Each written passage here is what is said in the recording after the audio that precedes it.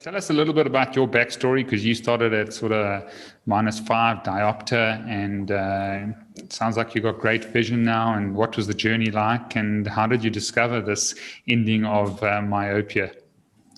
Well, what I said before, I'm an analyst. I used to be a stock trader. I invest in businesses. I deal a lot with figuring out facts, and especially separating facts from what people would like you to believe. So I come from a very analytical background, and my myopia increased since my early teens, and I never questioned it. I actually kind of sort of enjoyed getting new glasses. It was a trip. It was an adventure. You get new stuff. You get super clear vision. Yeah. In my 20s, though, I got to -4 point something, 4.5, 4.75. And as you said, my vision was getting worse again very slowly. And I remember one night I was looking for a taxi, and they have little lights on them that are red or green. And my vision was bad enough to at night I couldn't make that out anymore. Went to the optometrist. The optometrist said, "You need stronger glasses." And my glasses were quite thick at the time. I was single. The stronger your glasses are, the smaller your eyes look behind them, right? Because that's how the lenses work. And the thought to me, and this is not very, elegant, but it was just basically me from a vanity perspective going, I do not want, just imagining even smaller, beady little eyes and even thicker glasses as a single dude. I was like, I can't. And so I asked a question that I never asked before, is what caused this? And being a guy that I'm a little bit fortunate in my position, that I always look for what is the BS in the story. And the optometrist said it's a genetic condition, unknown origins. And to me, that was a big red flag, because how is that a genetic condition? Like, where did it come from? How come 20 years ago, there was a lot less of this, and 50 years ago, there was almost none of it, and 100 years ago, there was basically none of it. And if you go back to a few centuries before, only monks had myopia.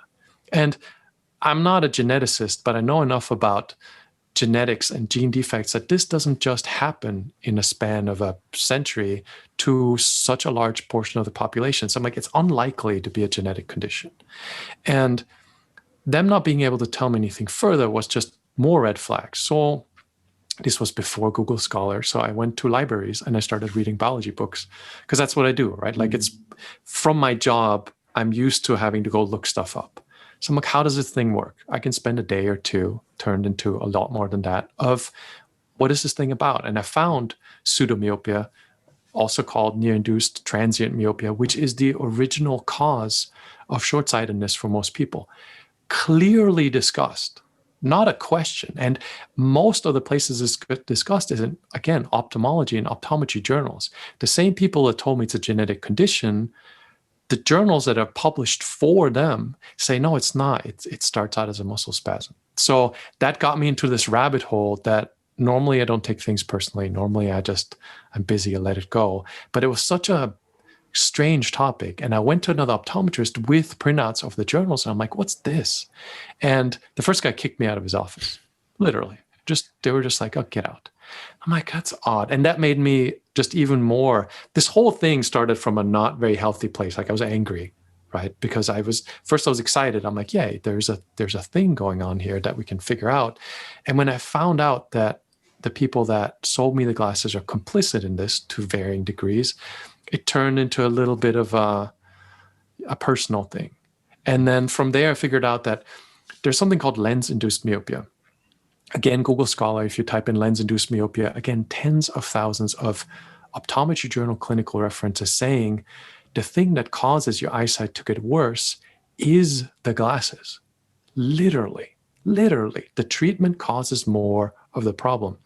And then a little bit further research, again, like at that point, I was still more active in the stock trading world, $100 billion a year industry, $100 billion. So profit motive, right? And then I went and looking a little bit further, and I found that the wholesale cost of 2 lenses that the optometrist sells you for glasses is $2 to $5. The things that they charge you $100 for, $200, whatever their wonderful imagination conjures up. So I slowly started putting together the pieces of the cause of this is not what we're told. The treatment makes it worse. Can I fix it was still very much a murky question at that point, right? And where we get into where the skepticism is warranted, the cause is not a question. The fact that this $100 billion industry would rather just sell you a symptom treatment, not very much a question. The part where skepticism is absolutely warranted is me saying it's completely reversible fairly easily. That's the part where, Wow.